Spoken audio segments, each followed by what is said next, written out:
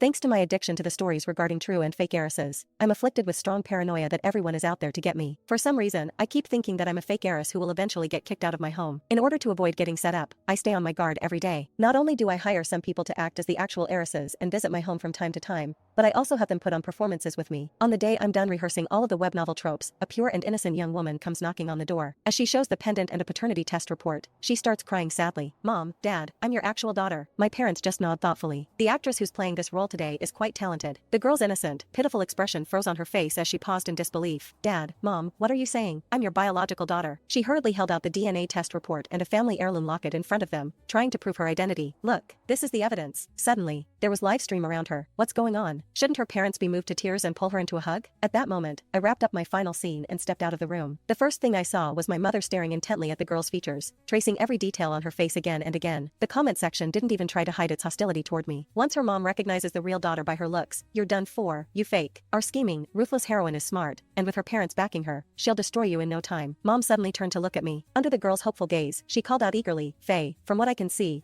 this girl has the best acting skills and is the most dedicated." She even prepared her own props. You won't go wrong partnering with her. The girl glanced at them, then down at the items in her own hands. Her expression darkened instantly. I cleared my throat, feeling a little awkward. "Mom, I don't think she's one of the actresses I brought in." That caught both my parents off guard as they sat on the couch. "What? She's not? Then, who is she?" With everyone's attention suddenly focused on her, the girl grew agitated. She threw herself at my parents' feet and sobbed, "Dad, Mom, I finally found you. Even though I've suffered all these years, struggling just to get by and barely having enough to eat, it was all worth it. Our family is finally reunited." Excitement surged through the comments again. Here it is, the classic recognition scene. The female lead is so pitiful. She's maxing out her parents' sympathy instantly. I can't wait for the parents to take it out on the fake daughter. She's been living in someone else's place all these years. The girl wiped her tears and looked up expectantly, but my parents remained oddly calm, even a little awkward. Dad looked especially uncomfortable and turned his face away. "Miss, calm down for a moment." The girl looked completely baffled, unable to understand why things were unfolding this way. I took it all in and nearly failed to hold back my laughter. Over the years, I had hired no fewer than 100 actors, running through thousands of familiar fiction cliches. The recognition plot alone had been staged nearly 100 times. The first time they saw it, my parents were so moved they cried, wishing they could give their hearts to the real daughter. The second time, they felt deep regret and swore to make it up to their biological child. By the 99th time, all that remained on their faces was numbness. They even begged me in their dreams to switch to a different storyline. Since it involved questions of parentage, my parents immediately called in professionals to run a full paternity verification process. The girl's name was Tanya Lockman. It turned out she truly was their biological daughter who had been switched at birth by a nurse. After the truth was verified, my parents clustered around her anxiously and instructed the staff to set up a room for her. Tanya saw that I hadn't moved from my spot. She made a show of rubbing her eyes until they turned red. "Faye grew up by your side, living in luxury and receiving the best education. I'm just a plain, shabby country girl. How could I possibly deserve to live in the same room as Faye?" A hint of self-deprecation lingered in her eyes. "I know I don't deserve it.